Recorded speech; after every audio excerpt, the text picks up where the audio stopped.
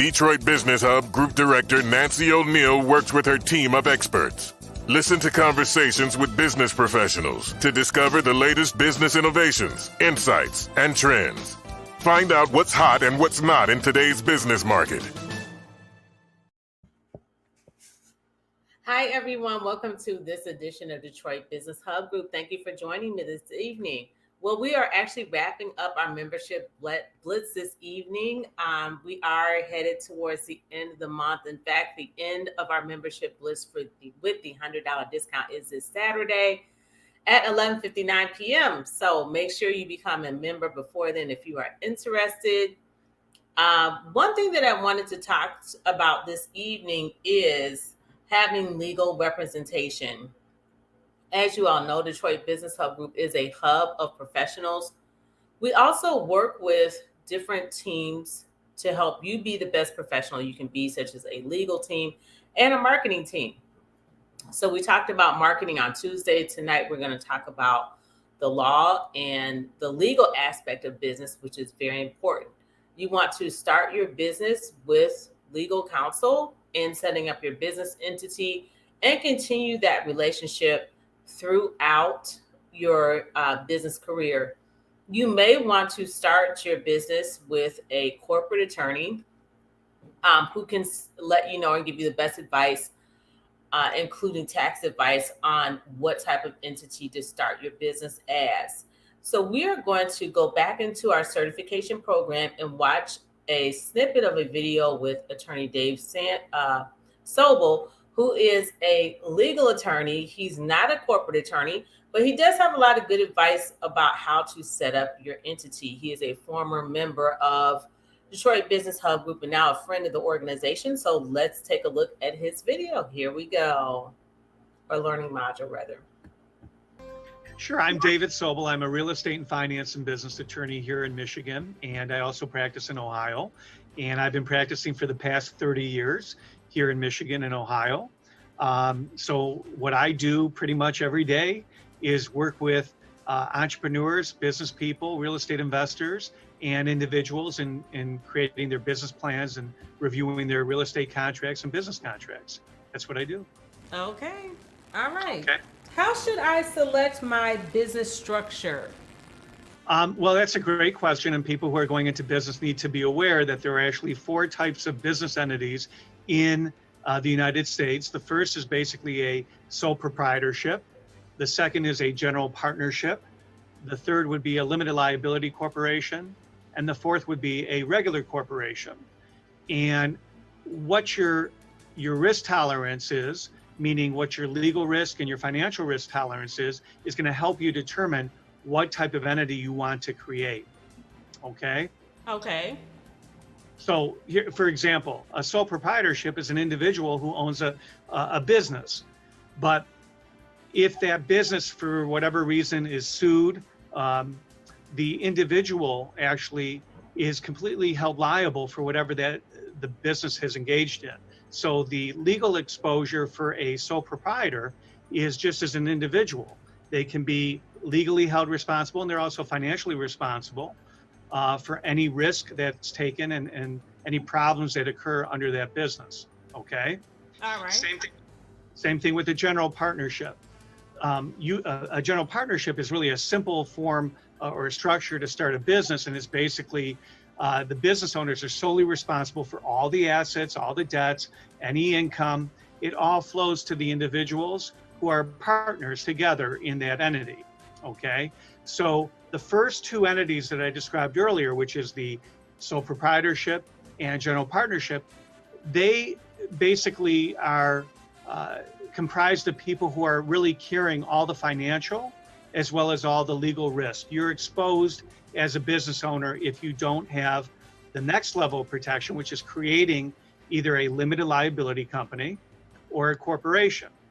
So in those types of entities, those are registered with the state that you're residing in. Here we're in Michigan.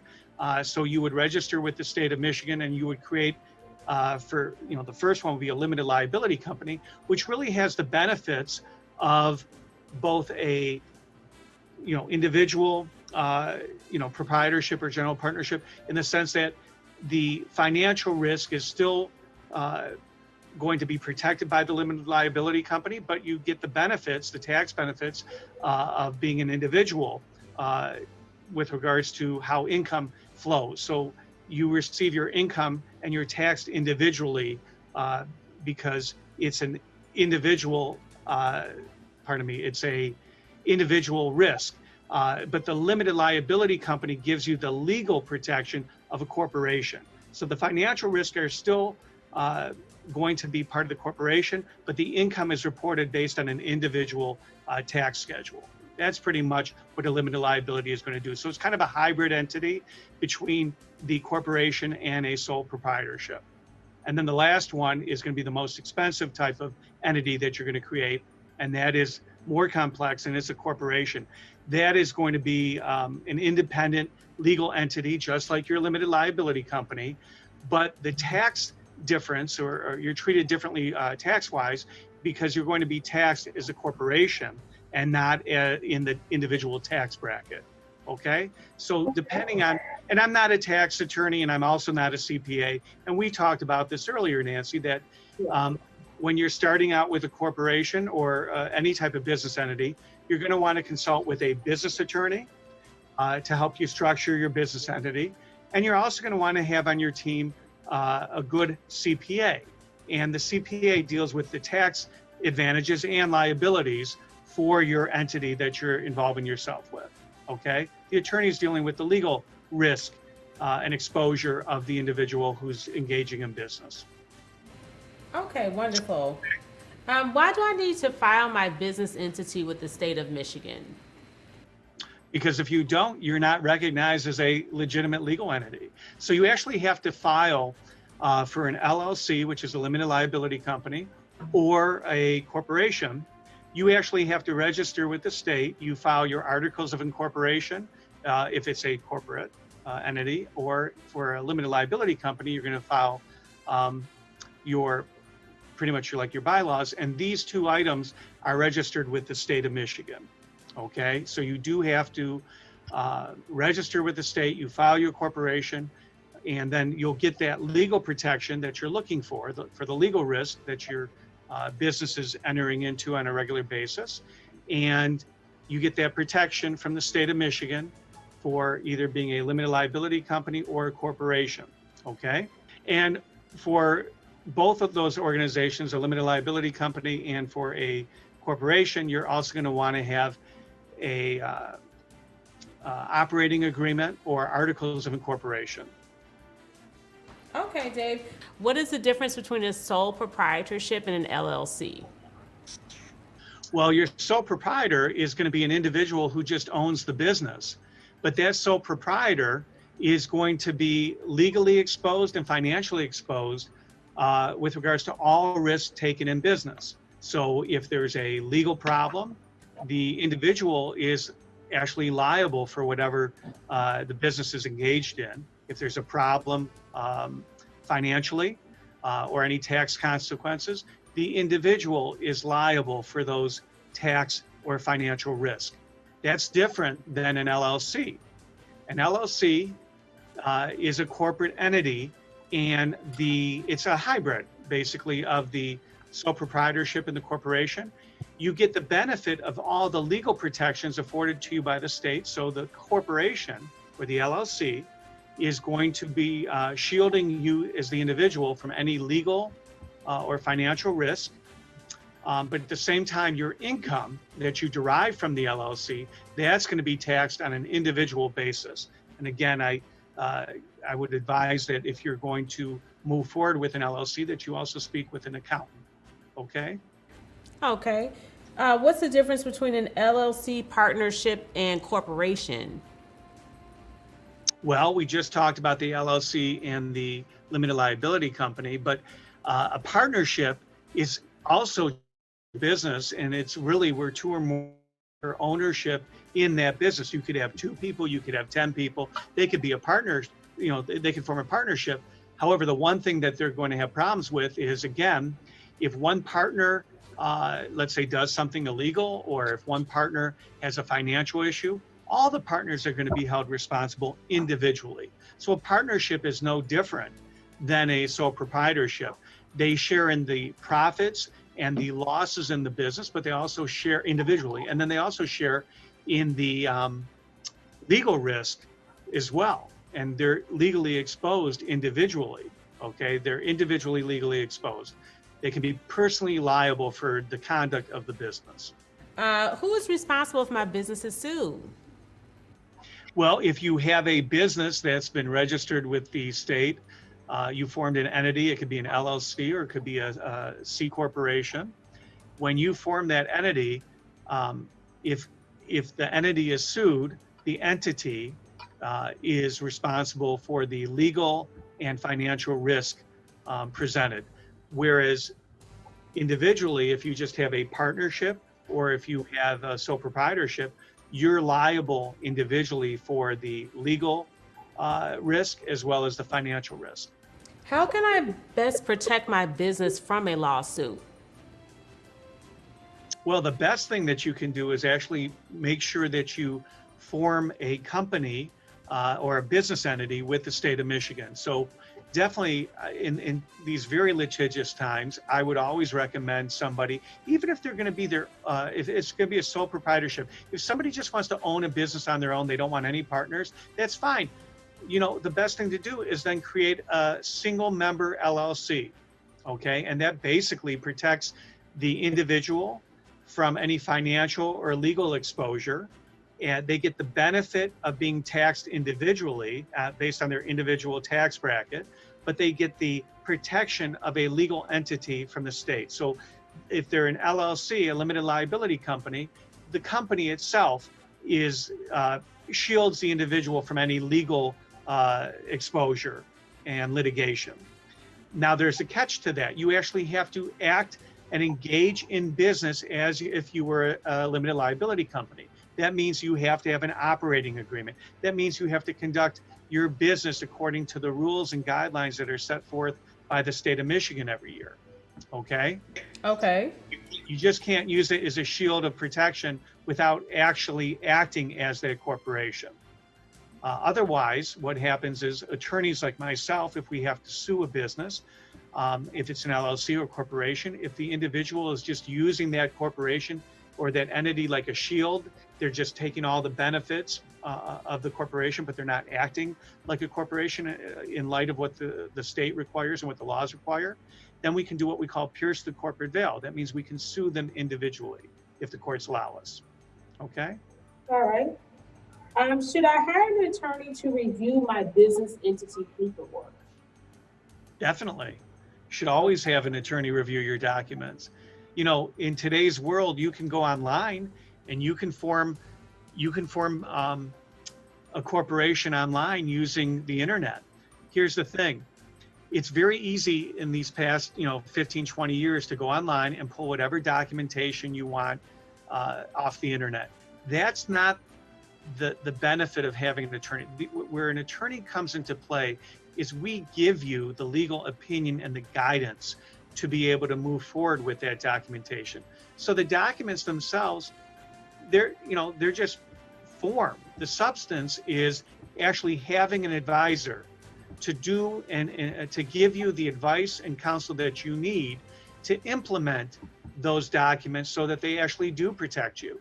So there's a large part of my business that is actually doing what we call the prophylactic work. We actually help small business owners create the documentation, okay? And we're protecting the client up front. There are quite a few people that come to us, however, unhappily, and they come to us after they've done documents on their own without the benefit of an attorney, and now they're being sued for whatever their business is engaged in.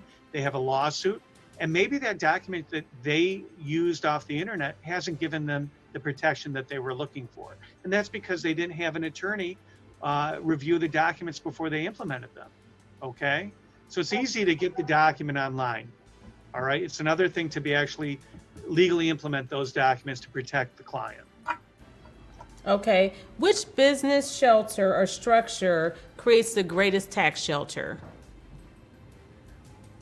Well, I'm gonna have to defer to an accountant, but in generally speaking, and I would defer my clients to an accountant because everybody has a different financial background and issue. But in general, I like to work with the limited liability companies for a small business owner. It gives you the benefit of paying the income based on a personal tax rate, an individual tax rate, but it gives you the protection, the structure of an LLC gives you the legal protection of a corporation.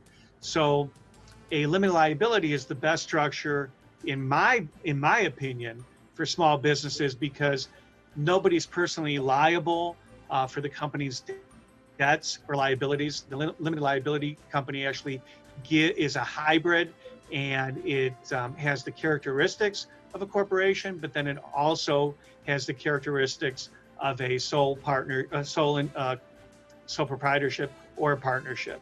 It blends the two. So an LLC to me is the best way to go for a small business owner. I do have some small business owners come in and they form a corporation, which is a C corporation. They then have to go one step further and they have to elect what we call a tax designation, which is called an S corporation, which gives you different tax benefits. And it gets a little complicated there, but I can tell you that when you do an S corporation or you do a C corporation, you do need to actually, pay a little bit more for the advisory services every year. So an LLC is a better way to go. Okay. Do you think that a company, once the company profits $10,000, it's best for them to switch to a corporation, or at what point do you think an LLC should switch to a corporation? I have LLCs that, make income well over $1 million. An LLC is great protection. It's no different. It gives you and affords the protection of a corporation. It's just that when you get your income, the business income that you derive is actually passed through to your individual income tax bracket. That's the benefit of an LLC. Okay, you're treated like a sole proprietorship for that purpose, but you are not liable for the business's liabilities. Okay, that's the difference. Okay. 2 more questions. Why do I need an EIN number and how much does it cost? Well, an EIN number is an employment identification number. It's also known as a tax identification number, and it doesn't cost you anything. You, when you form your corporation, the minute you start earning income, you need to have this TIN number, they call it, tax identification number. You can go online to irs.gov, It's irs.gov, and you can get that tax ID number just by registering online. Okay, you provide the IRS with the state corporate identification number, and then you'll get that usually sometimes within 24 hours, sometimes immediately, but you do get it relatively quickly. And you need that to be able to start earning an income that you can then report to the IRS. More importantly, if you're going to go and open up a bank account with a bank or a credit union, they need to see that you have not only your tax identification number, but you also need to have your operating agreement for your corporation. Okay. And then how much does it cost me on average to file my business structure with the state? That really, it depends, but the actual filing fee is $50. But the legal work, it depends on how complicated. It can range from several $100s to several $1,000s, depending on the business structure you're choosing. Okay? Okay. So you don't have it. There's really no cost involved if you're doing a sole proprietorship, except you're going to have to remember the legal and financial exposure you can have without, forming a corporation. So it could be expensive later on. Okay. And then Dave, if some of the Detroit Business Hub Group members watching this video want to get a hold of you, how would they do that? Well, thanks, Nancy. My office, we can be reached at 888-789-1715, or you can go to provenresource.com. You can also just type my name into the URL on the internet, and our law firm will show up. So that's pretty much the easiest way. Okay. All right. Well, we would love for you to become a member with the Hub Group. Let us know if you need if you have any more questions about membership and when we can get you started. Okay. Thanks so much, Nancy. Take care. Okay, you do the same. Thanks for taking the call.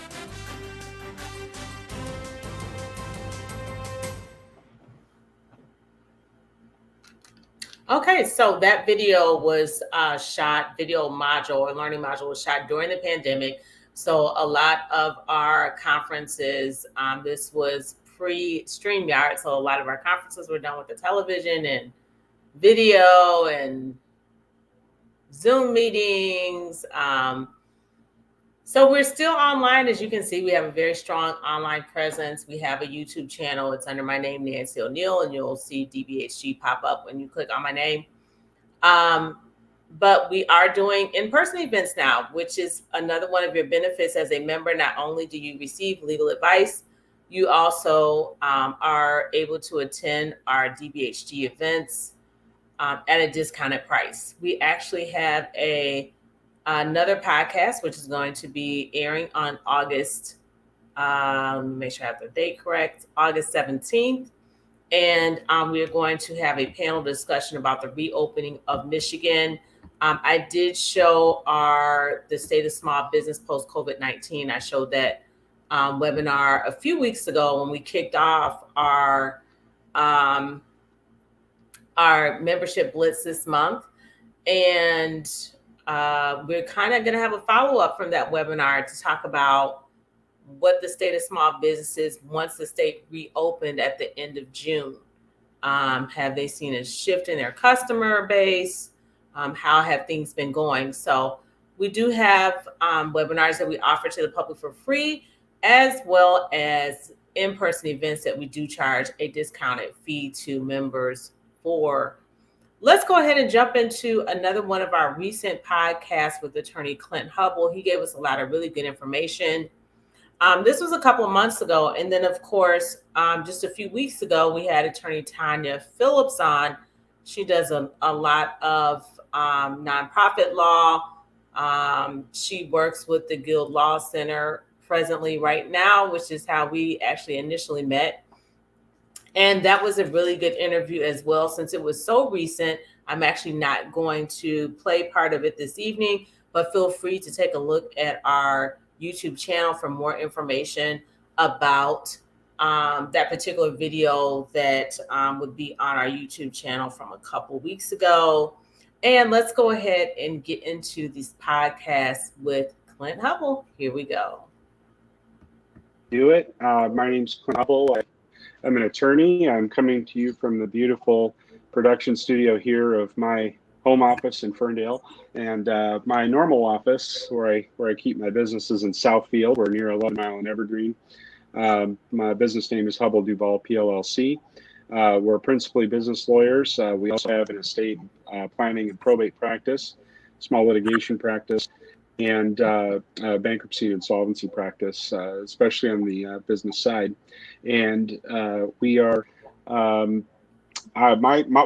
desk is principally involved with small businesses, and I represent a portfolio of about 40 for-profit businesses and about as many nonprofit businesses. And that's the bread and butter of my day-to-day work. They keep me pretty steady with work all the time.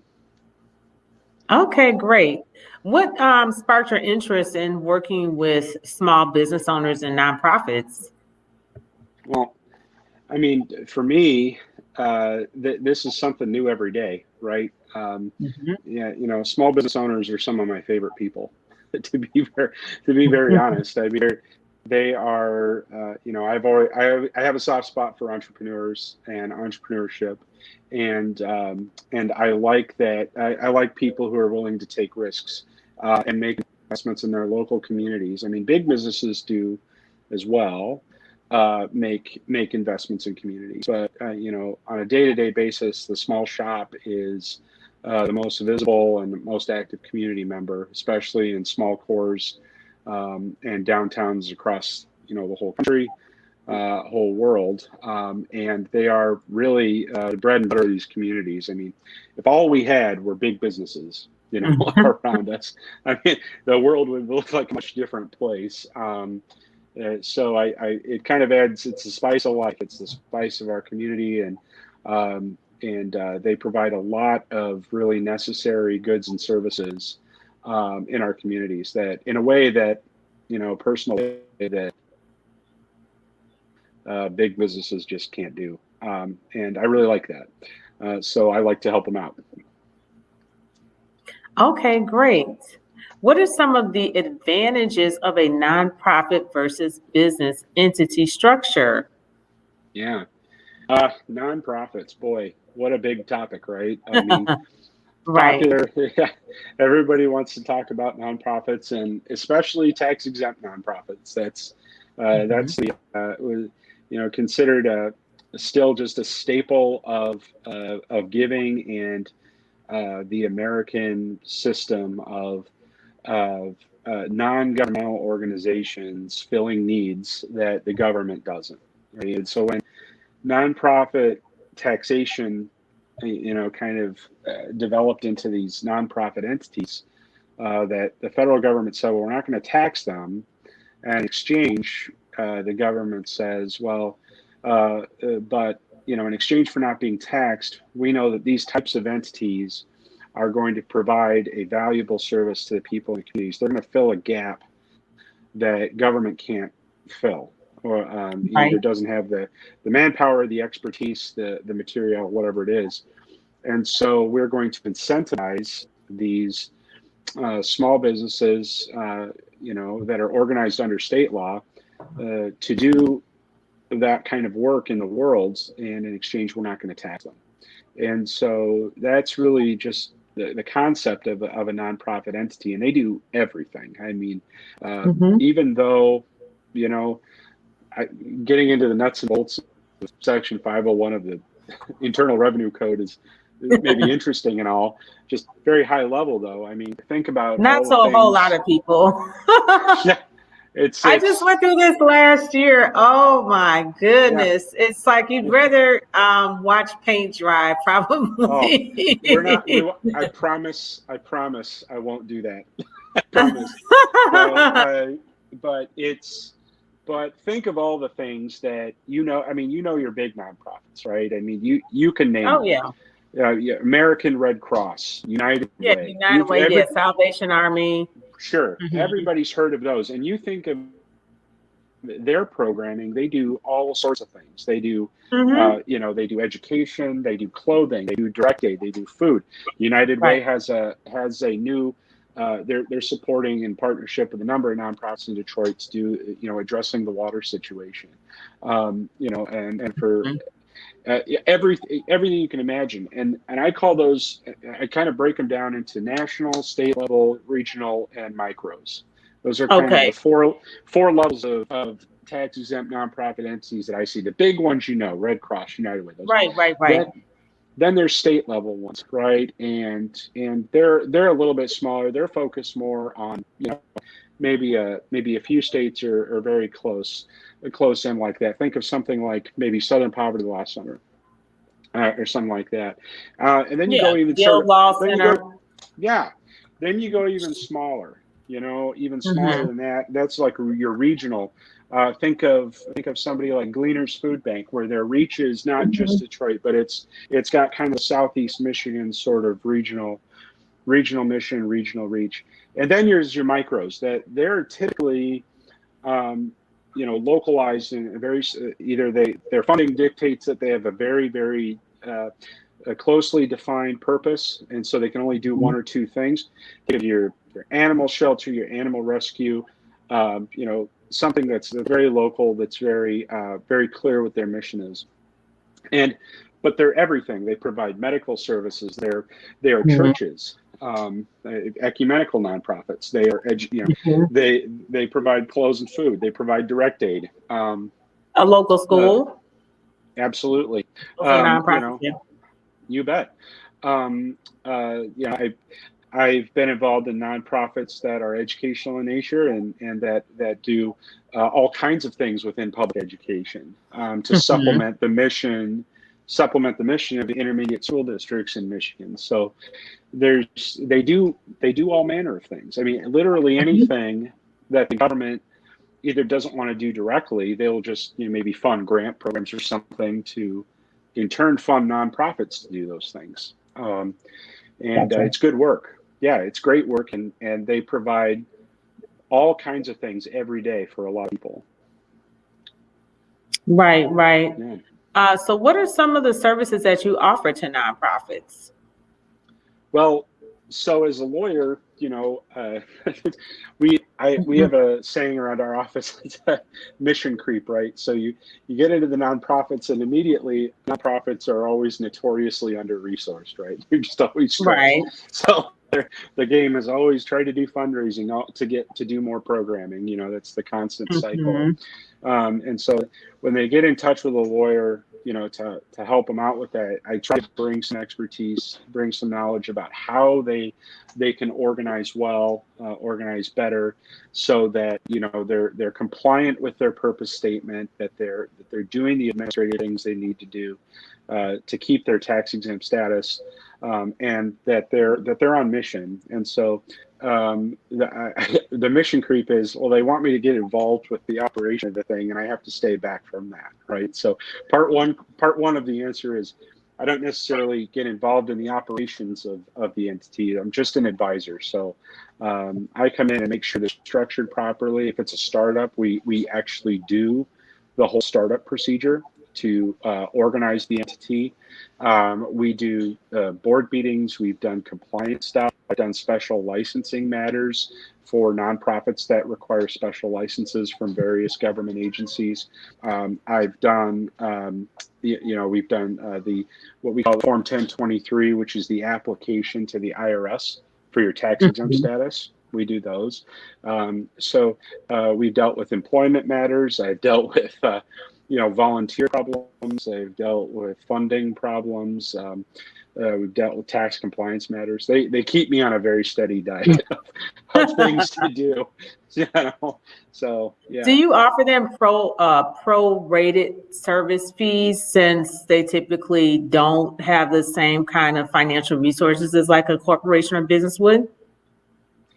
Yeah. So it kind of that fee structure, the way we do it, just kind of naturally meshes with what we do. So if, for example, if I'm organizing a small nonprofit, I have a flat fee for doing that work, because I've got it kind of down at this point. We don't need to reinvent the wheel for a small nonprofit. We can kind of keep the costs on the ground. Okay. Versus if I'm coming in the middle of a big project or something. Of a mess or a mess. Yeah, it just more time, goes into a project, it gets more expensive. But if it's a nonprofit and they're on limited budget, like they've raised a very small amount of money to organize, we work within that. I'm not so rigid that I will kill the fledgling nonprofit with attorney's fees. That seems kind of heartless.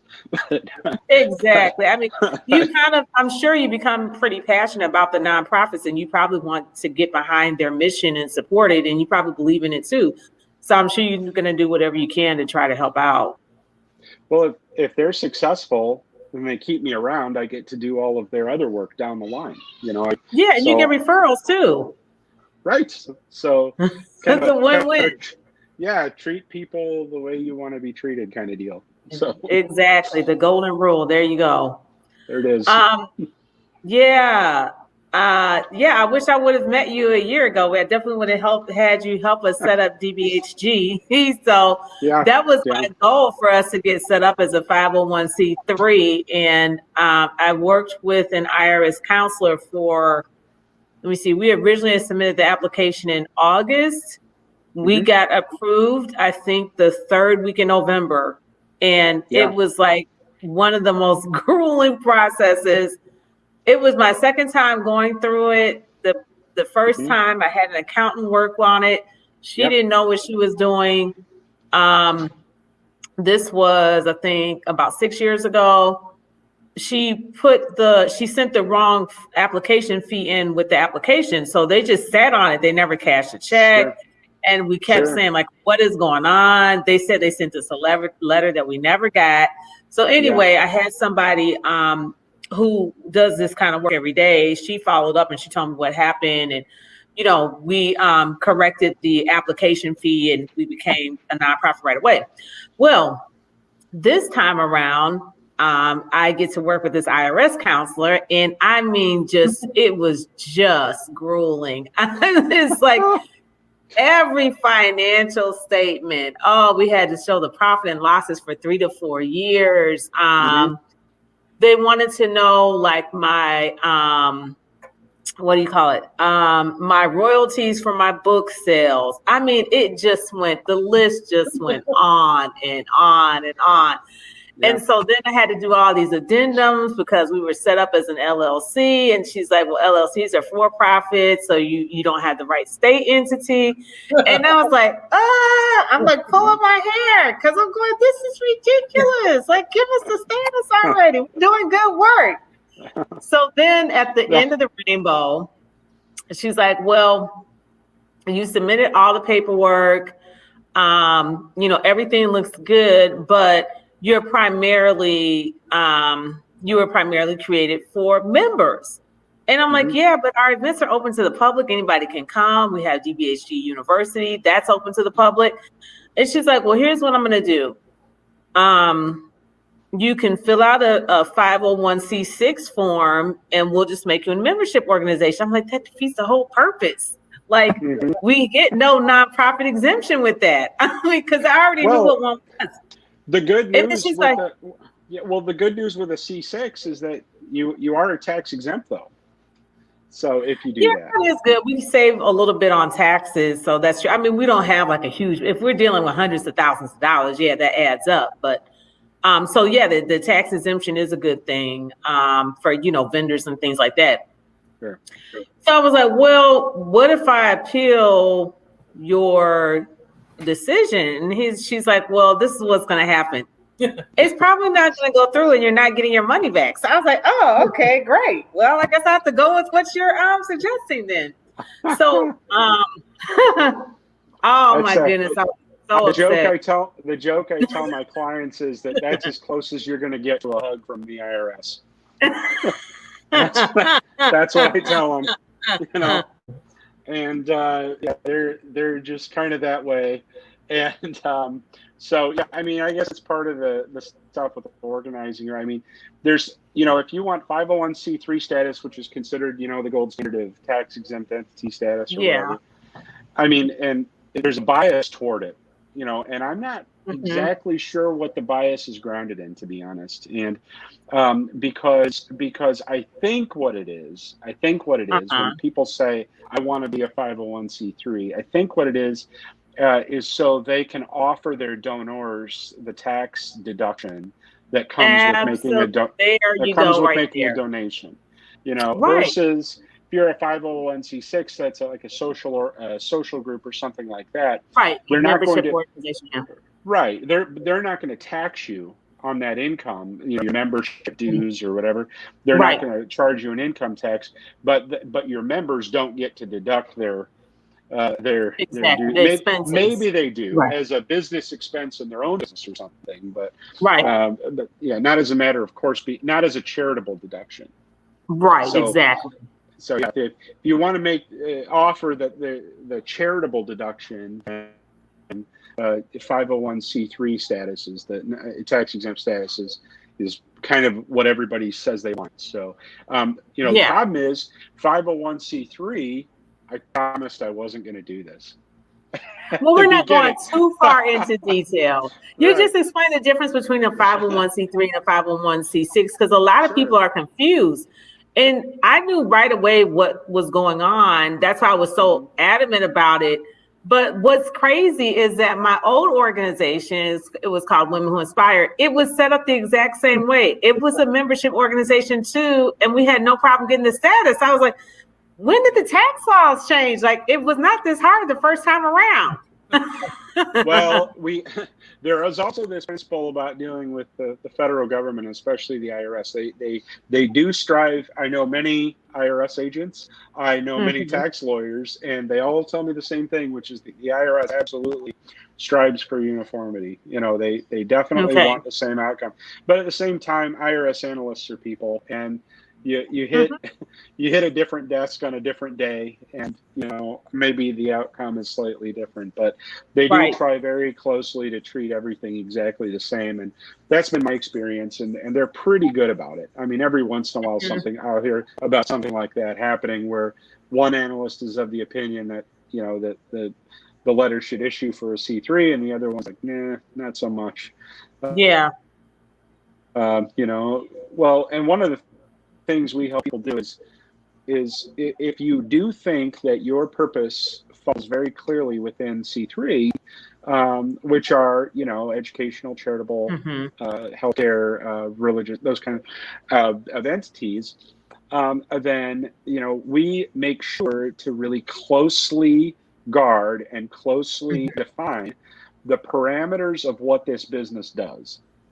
Because it all comes back to mission creep. You know, if you're an educational organization and what you're doing is educating the public, say on anything, right? I mean, your mission is you raise money in order to educate the public about water quality, say. Okay, so you're an educational. You know, your mission is clearly educational.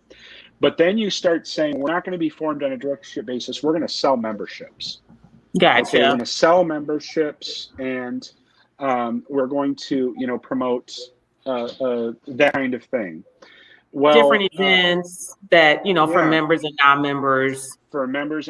Well, now we're creating confusion. So are you, is your mission educational and you're raising money from the general public to circulate information about water quality? Or is it that what you want to do really is have members who, you know, pay you a membership dues, and that's the way you raise money in order to, you know, do events and do programming and stuff like that, because then you sound more like a membership organization. So what I spend a lot of my time on startups, like getting people to really clearly define what they are, and what is their mission. What do you do? And for some reason, it's hard. It's hard for my nonprofit organizers to really clearly define what it is they do. You know, and it's because they're big idea people, right? It's because they have a lot of energy. They have a lot of, you know, what they want to do.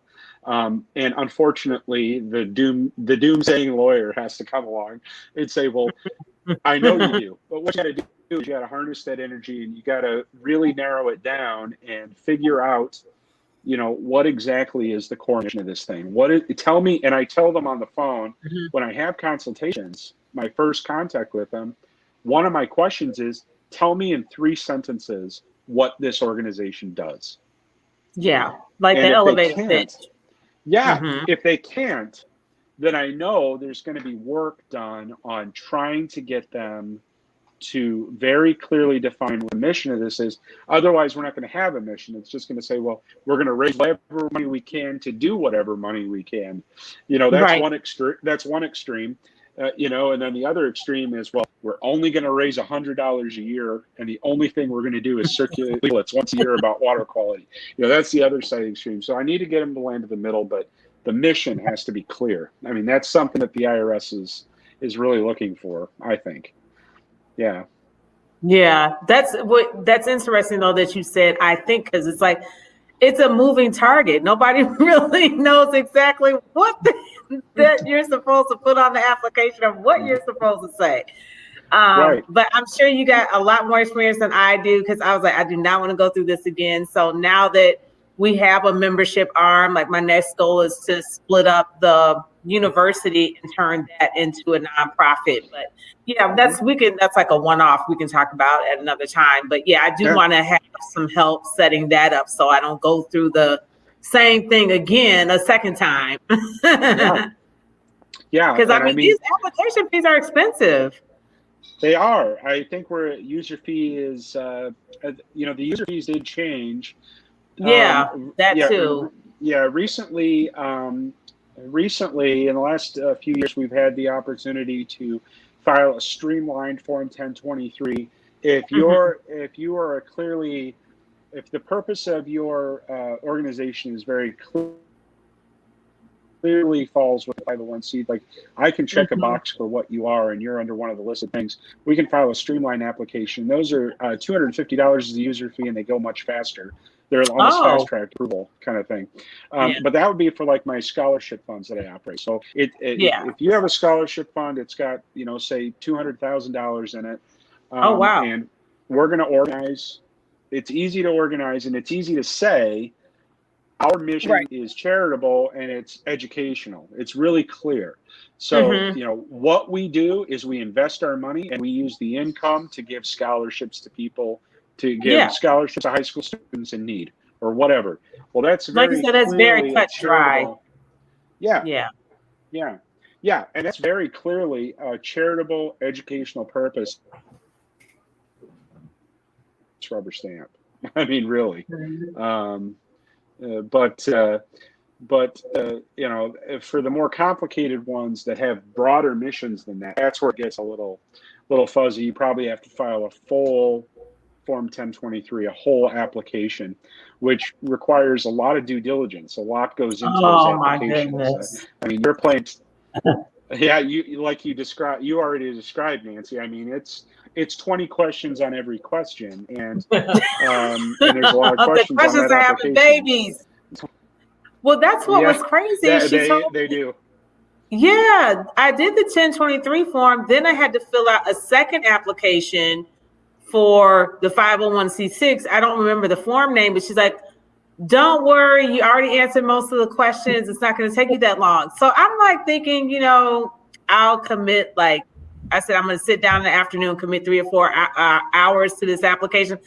I open it up and I'm like, you've got to be kidding me. Like, this is 20 pages. It's just as long as the first one. Yeah. It's ridiculous. Well, yeah, it's true. You're not wrong. You're not wrong at all. The good news is a lot of that is for the types of institutions that would be, I've called them the rubber stamp. They're not really, because a lot of diligence goes into them still.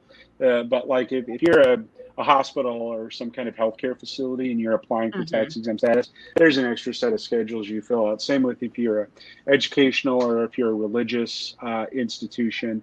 They're going to ask you some questions about that, especially if you run a school. So you mentioned you want to maybe spin off your university. If you're going to run a school, there's schedules to answer questions about your school. But yeah, those are the kinds of things that we go through and help with. If we need to get with an accountant, that's what we do.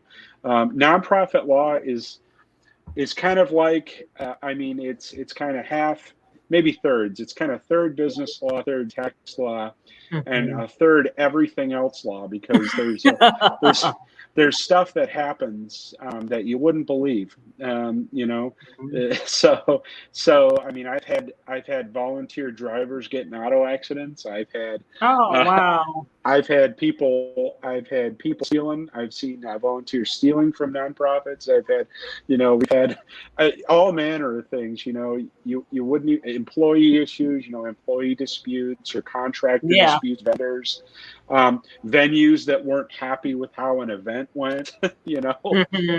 All kinds of stuff happens. So it's like the other third, but tax law and corporations law are a full 2/3 of nonprofit work. So. Yeah, I saw. Okay, well, we are actually going to stop there for today. That is all the time we have. Feel free to take a look at the Clint Hubble video on our DBHG channel. It's under my name, Nancy O'Neill, to watch the full podcast. I thought it was really interesting. And as you can see, even DBHG needs attorneys. So if we need an attorney and you are a new business, you probably most definitely need an attorney too. Legal work, anytime you fill out a form, it is a legal document. You might as well hire an attorney on the front end instead of just have a retainer on hand. You know, you can usually get really good legal counsel for about $1,000. There's also public legal services as well in Michigan that you can get help from. So do your due diligence, know where you can get the services you need. Tanya Phillips actually talked about some of the discounted or legal services that you can receive for free, depending on your financial situation. So there are resources out there for you. Once again, take a look at our DBHG YouTube channel. Please subscribe to our YouTube channel. It's free to subscribe, and we need new subscribers on our channel. So we would love for you to become a DBHG subscriber. Hopefully you enjoyed today's podcast. It does wrap up our membership blitz. For more membership information, feel free to go to our website at dbhg.org/membership. And I will see everyone next Tuesday at 6 p.m. for a live podcast. Bye, everybody. See you next week. Have a good weekend.